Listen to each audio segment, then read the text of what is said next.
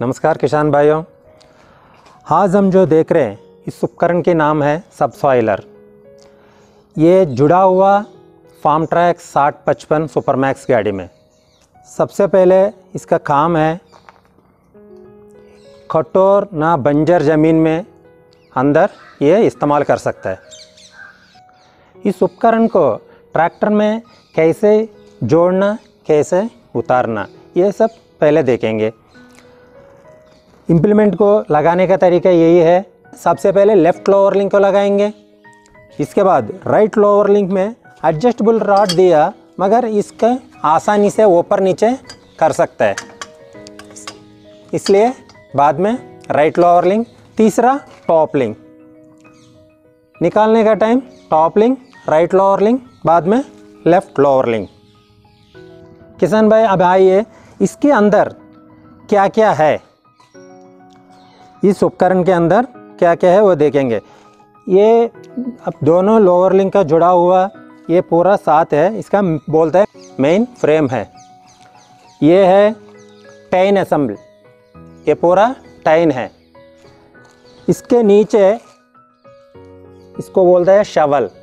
Shovel में अलग अलग छेद दिया हुआ, इसमें एडजस्ट कर सकता है। अगर नमी है ज़मीन, इसको बार पॉइंट को शवल को बहुत नीचे कर सकता है। हार्ड सॉइल में ज़्यादा करने से क्या होता है, टूटने का चांसेस है, इसलिए आगे पीछे कर सकते हैं। एक साइड घिसावट हो गया, उसके बाद उल्टा करके इसको भी इस्तेमाल कर सकता है।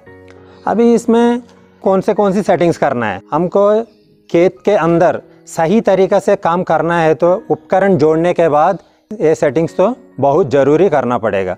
सबसे पहले टॉप लिंक। ट्रैक्टर के साथ टॉप लिंक में 2 पिन दिया हुआ, एक पतला कैटेगरी 1 और एक मोटा कैटेगरी 2। गलती से पतला पिन लगाया यहीं पे, आपको प्रॉपर सेंसिंग काम नहीं करेगा।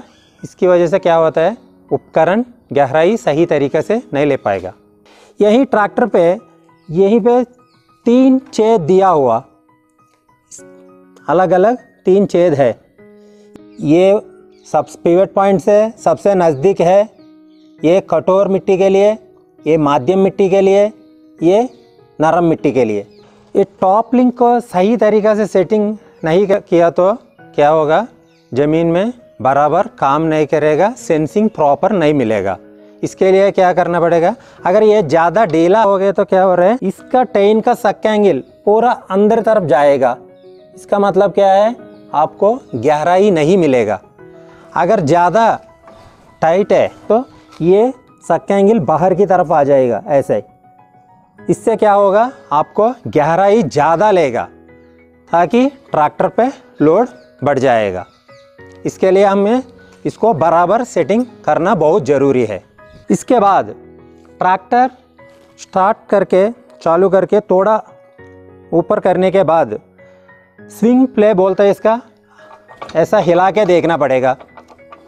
अगर ये प्ले ज़्यादा है, ये लोअर लिंक आके इसको टच करेगा टायर को, इसकी वजह से क्या होगा, टायर ख़राब होने का बहुत चांसेस है।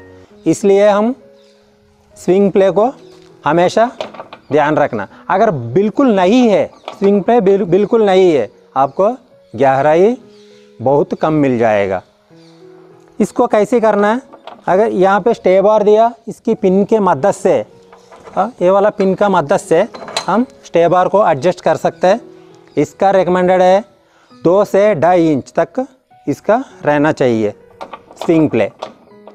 इस उपकरण ज़मीन में सही तरीक़े से काम करना है, सही तरीक़े से सेंसिंग मिलना है, हम इसको हमेशा सीधा रखना चाहिए।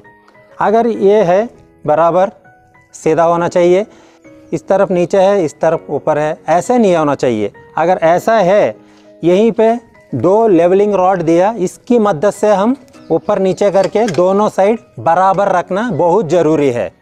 इसके बाद हम इस उपकरण को एक जगह से दूसरा जगह लेके जाना पड़ेगा।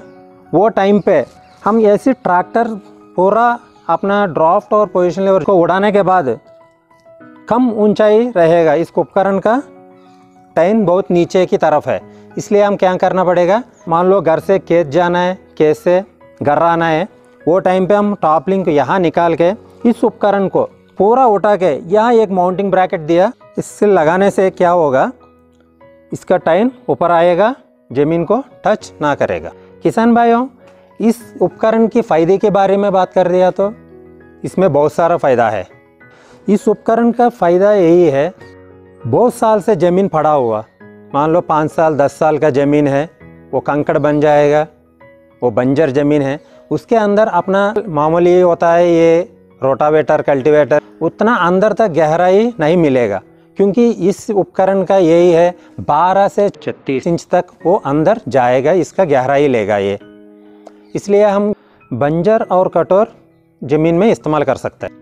इसके अलावा किसान भाइयों ने लगातार खेती में रोटावेटर कल्टीवेटर वो ज़्यादा गहराई नहीं लेता है, कुछ साल के बाद क्या होता है, ज़मीन के अंदर कठोर परत बन जाएगा, इसकी वजह से पानी नहीं पीता है ज़मीन, उस ज़मीन में इस उपकरण को इस्तेमाल करने से पानी सोखने की क्षमता बढ़ जाएगी, जिससे फसल की पैदावार भी बढ़ जाती है।